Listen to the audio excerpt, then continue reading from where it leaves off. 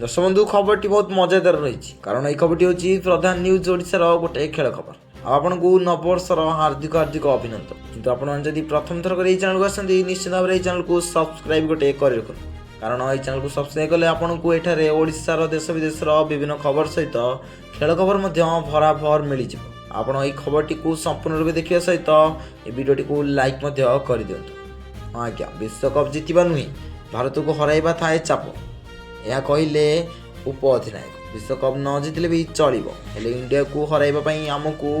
कौन कर माने आपण संपूर्ण खबरटी को आपने एठारू जानिबा आरंभ करंतु। सूचना अनुसार पाकिस्तान उपअधिनायक बड़ बयान मिली से कहते जे विश्वकप न जितले किसी ना चाप इंडिया को हराइबा तांकर एकमात्र लक्ष्य बोली से कहते तेज कि आपने जान रखुन जे से सब कहते आउ कौ थरक सफल ठीक से हो पारि ना तेज जिते पड़िया भारत और पाकिस्तान दल मुहांमुही होती से हुए तो बहुत चाप रही बर्तमान पाकिस्तान क्रिकेट दलर उपअधिनायक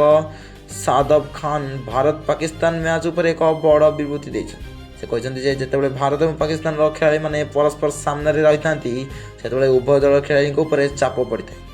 उभय दल जेकोसी परिस्थिति में मैच जितवा चाही था टी20 विश्वकप पूर्व भारत और पाकिस्तान दल एशिया कप रे मुहांमुही होते भारत विपक्ष में मैच जितवा रही है प्रबल चाप सादब खान कहते भारत विपक्ष मैच जितने बहुत चाप रही है से टूर्णामेंट जितबे कि ना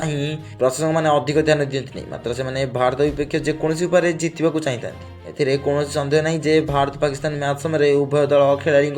बहुत चाप रही है ए व्यतीत सादब खान पाकिस्तान अधिनायक बाबर आजम फोन रे